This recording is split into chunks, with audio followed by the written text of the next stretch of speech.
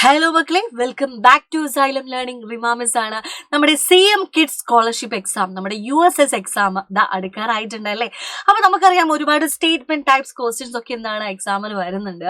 അപ്പൊ നമുക്ക് from food production to food security എന്ന് പറയുന്ന ചാപ്റ്ററിലെ കുറച്ച് ക്വസ്റ്റ്യൻസ് നമുക്ക് ഡിസ്കസ് ചെയ്താലോ. യെസ്, നോക്കാം. താഴെ പറയുന്നവയിൽ ശരിയല്ലാത്ത പ്രസ്താവന ഏതാണ്? Which of the following statement is not correct? Okay, 4 എണ്ണം കൊടുത്തിട്ടുണ്ട്. നമുക്ക് നോക്കാം ഇതിൽ ഏതാണ് ശരിയല്ലാത്തതെന്ന് നമുക്ക് നോക്കാം. Okay, subsistence farming requires small plot of land.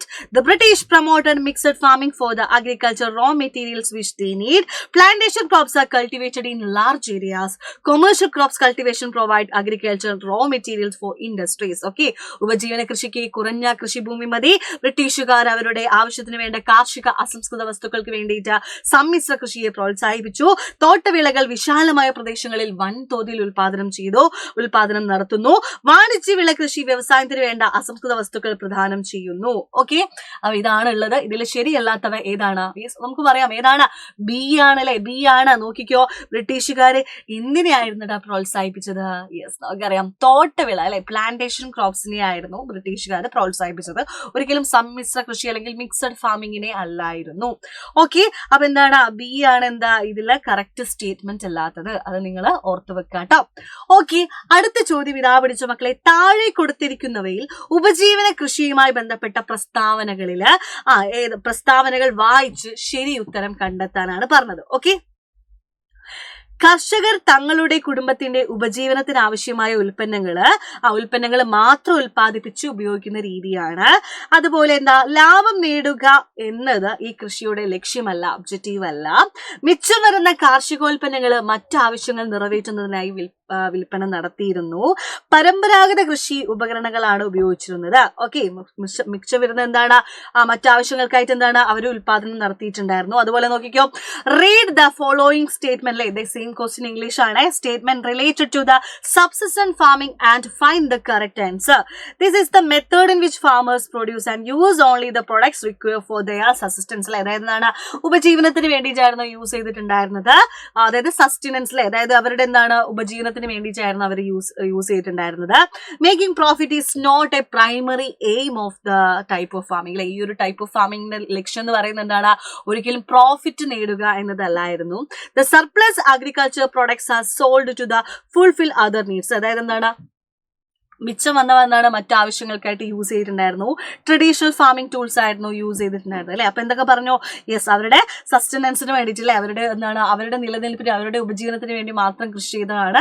അപ്പൊ ഇങ്ങനെ നോക്കുകയാണെങ്കിൽ നമുക്ക് എന്ത് പറയാം? യെസ്, ഏതാണ് ശരി? നോക്കിക്കോ, പ്രസ്താവന 1, 4 മാത്രം ശരിയാണ്. പ്രസ്താവന 1, 2, 3 എന്നിവ മാത്രം ശരിയാണ്.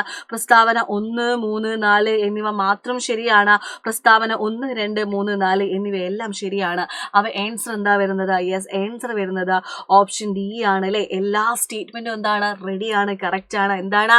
യെസ്, നമ്മുടെ കുടുംബത്തിന്റെ ഉപജീവനത്തിന് വേണ്ടിയിട്ടാണ് സബ്സിസ്റ്റന്റ് ഫാമിംഗ് ചെയ്യുന്നത്.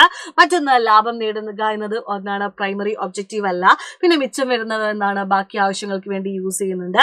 അതുപോലെ പരമ്പരാഗത കൃഷി ഉപകരണങ്ങളാണ് അല്ലെ, ട്രഡീഷണൽ ടൂൾസ് ആണ് യൂസ് ചെയ്തിട്ടുള്ളത്. അപ്പൊ 4 ശരിയാണ്. അപ്പൊ ആൻസർ വരുന്നത് ഡി ആണ് കേട്ടോ. പ്രസ്താവന 1, 2, 3, 4 ഇതൊക്കെ ശരിയാണ്. ഓക്കെ, അടുത്ത ചോദ്യം മക്കളെ. ദാരിദ്ര്യ ലഘൂകരണവും സാമ്പത്തിക ഉയർച്ചയും ലക്ഷ്യമിട്ട് 1998 മെയ് 17 കേരളത്തിൽ ആരംഭിച്ച പദ്ധതി ഏതായിരുന്നു? തൊഴിലുറപ്പ് പദ്ധതിയാണോ, അല്ലെങ്കിൽ ലൈഫ് പദ്ധതിയാണോ, കുടുംബശ്രീ ആണോ, ഹരിത കേരളം പദ്ധതിയാണോ? Which project was launched in Kerala of May 17 ഓർത്തു നോക്കടാ. 1997 നമ്മൾ പഠിച്ചാലേ, 1998 മെയ് 17 ലോഞ്ച് ചെയ്തിട്ടുള്ള ഏതായിരുന്നു? പോവേർട്ടി അലവിയേഷൻ സ്കീം ഏതായിരുന്നു? യെസ്, നമുക്കത് പറയാം. എന്താ? യെസ്, അത് കുടുംബശ്രീ ആണ്. ഓക്കെ, അതെന്താണ്? കുടുംബശ്രീ ആണ് ആൻസർ വരുന്നത്. ഓക്കെ, ലാസ്റ്റ് ചോദ്യത്തിനുള്ള ആൻസർ നിങ്ങൾ താഴെ കമന്റ് ബോക്സിൽ ഇടണം കേട്ടോ. അത്യുൽപാദന ശേഷിയുള്ള വിത്തിനങ്ങള്, രാസവളങ്ങള്, കീടനാശിനികള്, പുത്തൻ സാങ്കേതിക വിദ്യകൾ, ശാസ്ത്രീയ ജലസേചനം എന്നിവ ഉപയോഗിച്ച് ഭക്ഷ്യധാന്യങ്ങളുടെ ഉൽപാദനം വൻതോതിൽ വർദ്ധിപ്പിച്ച പരിപാടി ഏതായിരുന്നു എന്നാണ് ചോദ്യം. Okay, in which name of the program that massively increase the production of food grains, അതായത് എന്താണ് ഹൈ ഈൽഡിംഗ് സീഡ്സും രാസവളവും കീടനാശിനിയൊക്കെ യൂസ് ചെയ്തുകൊണ്ട് ഉയർന്നു വന്ന കാർഷിക മേഖല അടിപൊളിയാക്കാൻ വേണ്ടി കൊണ്ടുവന്ന പദ്ധതി ഏതായിരുന്നു എന്നുള്ള ചോദ്യം ഏതാണ്? White revolution, green revolution, blue revolution, yellow revolution അല്ലെ? ധവള വിപ്ലവം, ഹരിത വിപ്ലവം, നീല വിപ്ലവം, മഞ്ഞ വിപ്ലവം, ഇതിൽ ഏതാണ് ആൻസർ വരുന്നത്? നിങ്ങൾ താഴെ എന്താണ് കമന്റ് ബോക്സിൽ കൊടുക്കുക കേട്ടോ. അപ്പൊ മക്കളെ, നമുക്കറിയാം നമ്മുടെ ആനുവൽ എക്സാം ആണ് വരാൻ പോകുന്നത്, USS എക്സാം വരാൻ പോകുന്നുണ്ട്.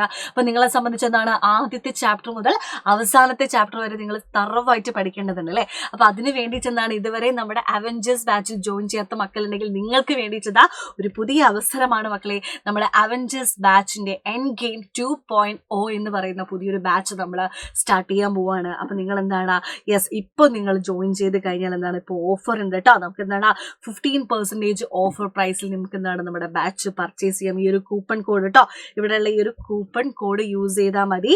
അത് മാത്രമല്ല 19-ാം തീയതി വൈകിട്ട് 6 മണിക്ക് നിങ്ങൾക്ക് ഒരു ഫ്രീ വെബിനാർ നമ്മൾ കണ്ടക്ട് ചെയ്യുന്നുണ്ട്. ഓക്കെ, അതായത് നല്ല റിസൾട്ട് നേടാൻ നിങ്ങൾ എന്തൊക്കെ ചെയ്യണം അതൊക്കെ നിങ്ങൾക്ക് ഡീറ്റെയിൽ ആയിട്ട് ഈ ഒരു വെബിനാറിൽ നിങ്ങൾക്ക് മനസ്സിലാക്കാൻ വേണ്ടി പറ്റും. അപ്പോൾ വൈകാതെ തന്നെ നിങ്ങൾ അഡ്മിഷൻ കൂടി എടുക്കുക കേട്ടോ.